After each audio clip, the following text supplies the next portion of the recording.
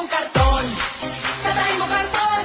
Tatay mong karton. Nalagay sa garapon, nakagarapon.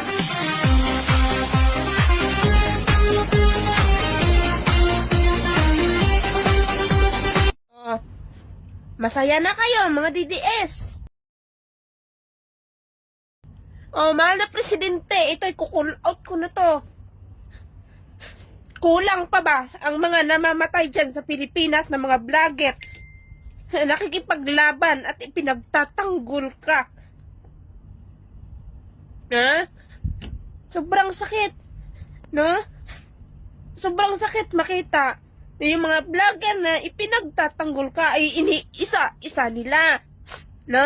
Lahat ng mga supporter mo na ipinaglalaban ka, iniisa-isa nila, na hindi ko akalain, no? Sobrang napakademonyo ng mga taong to, no? Nananawagan ako sa mahal na presidente ng Pilipinas. Putang ina. Lahat ng mga vlogger na nakasuporta sa'yo at mga vlogger na nakipaglaban para ipagtanggol ka po, ipinapapatay nila. Kailan ka po gagalaw? Hindi ko sukanani si Mima. Pero nasasaktan ako. Sobrang sakit. Putang ina nyo. Lahat ng mga nagmamahal sa bansang Pilipinas, pinapapatayin nila. Mahal na presidente, gumalaw ka. Putang ina, declare ka na masyado para maubos yung mga hayop sa Pilipinas. Kung yan ang solusyon para maubos sila, gawin mo na. Kailan ka gagalaw kung pati ikaw patay na? Naglabas ako na sa mga loob kasi nakita ko yung post. Pagkagising ko, si Mima agad yung bumungad sa akin. Lintik na yan. Yan na may dami pwedeng mamatay. Bakit hindi yung mga hudas dyan, linti? Gumalaw ka po, mahal na presidente. Kung pwede, dekliran mo ng martial law. Ang mga putang ilang yan, gawin mo para sa bansang Pilipinas. Uta, kailan ka gagalaw kung ikaw na?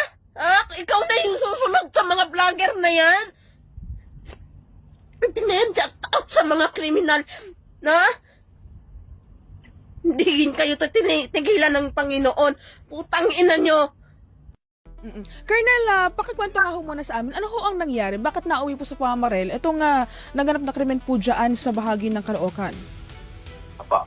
Bali, kaninang 3:06 a.m., July 17, itong biktima natin, nakilala natin na si Alicia Lipata.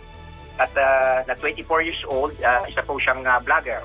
Okay. At ito namang kanyang pinakasama na si Nelboy Luz Tapang, 24 years old din po, ay dumating sa kanilang inuupahang bahay na matatagpuan dito sa Terra Nova, Caloocan, North Caloocan.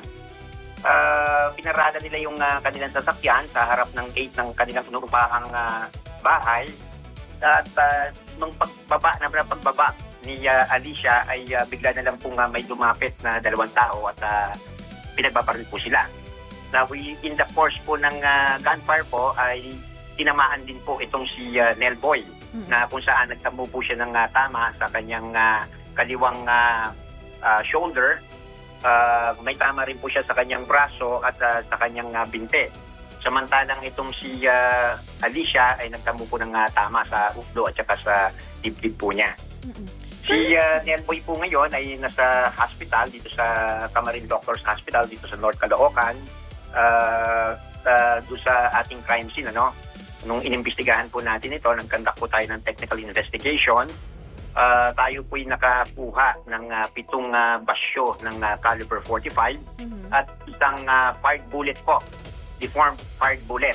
Samantalang yung sasakyan naman po, nung sinubject natin for trajectory examination, ay nakakuha rin po tayo ng fired bullet po. Isa rin pong deformed fired bullet. Ang suspect po natin is liulam po ng motor, kulay puting motor.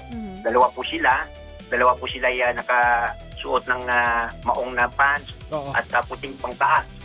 Yung rider po natin is nakasuot po ng puting helmet. Samantalang yung back ride ay nakasuot po ng pula na helmet po. Colonel, After natukoy po niyo ng- na ho yung pagkakakilanlan Oo, tsaka yung pagtugis, kamusta? ng riding in tandem, tsaka yung pagtugis po.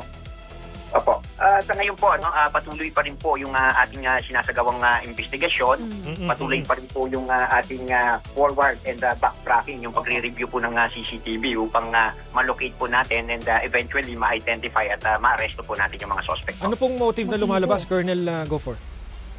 Well, alam naman natin na kilala itong si Alicia na isang vlogger, isang kritiko po, kritiko, Okay. isang matapang na nagbibigay ng komento. Of course, lahat po yan is iimbestigahan po natin. Oo. At may iimbestigahan po rin natin yung isang anggulo na kung saan meron daw pong pinasuhan itong ating Ayun. biktima. Oo. And eventually, nung kinasuhan niya, yung biktima is kinasuhan din siya. So, lahat po yan ay iimbestigahan po natin. Oo. Pero sir, sa investigation po ninyo, ang target talaga itong babae?